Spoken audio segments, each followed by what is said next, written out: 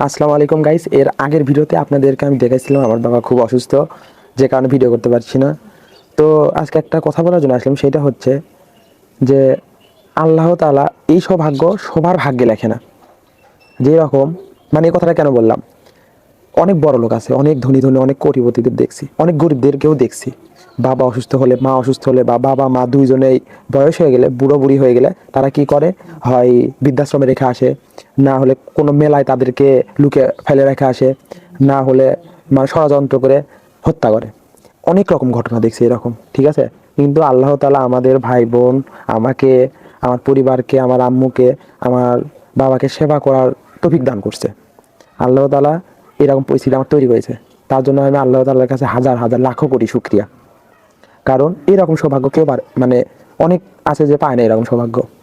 অনেকের বাবা মা অসুস্থ, তারা কি করে, টাকার লোভে, জায়গা জমির লোভে তারা কি করে, বাবা মার সেবা করে না। এক ভাইকে একটু বেশি দিছে, এক ভাইকে একটু কম দিছে, বোনকে দেয়নি, বোনকে একটু কম দিছে, এগুলো নিয়ে অনেক ঝামেলা হয়, যে কারণে তারা কি করে, বাবা মাকে দেখে না। তো আল্লাহ তাআলা এই সুযোগটা আমাকে দিছে বা আমার ভাই বোনকে দিছে। আমরা সকলে মিলে বাবা মার সেবা করতে পারতেছি। এই যে আমার আব্বা যে অসুস্থ, আমরা সবাই মিলে বাবার পাশে আছি, তার কখন কি করা লাগতেছে সবকিছু আমরা করতেছি। আল্লাহ তাআলা এই সুযোগটা আমাদেরকে দিছে। আর বাবা মার ঋণ কখনো শোধ করা যায় না।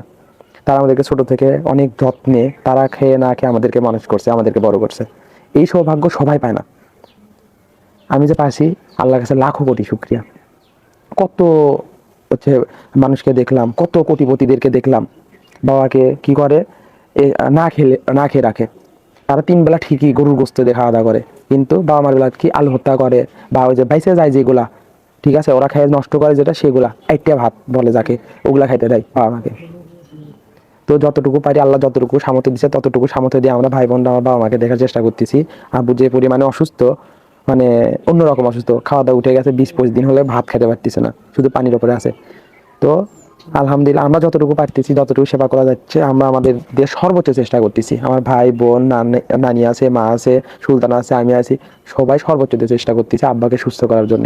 আর ইনশাল্লাহ বাবা মা যত খারাপ পরিস্থিতিতে থাকুক, বা যত অসুস্থ হোক, যত বুড়ো বুড়ি হোক, আল্লাহ তাআলা যদি আমাকে বেঁচে রাখে, তাদেরকে বেঁচে রাখে, যতদিন তাদেরকে বেঁচে রাখবে, আমাকে বেঁচে রাখবে, দেখবো তাদেরকে, কখনো ফেলে দেবো না। আল্লাহ তাআলা যেহেতু আমাকে এই সুযোগটা দিছে, আমি এই সুযোগটা হাতছাড়া করতে পারি না।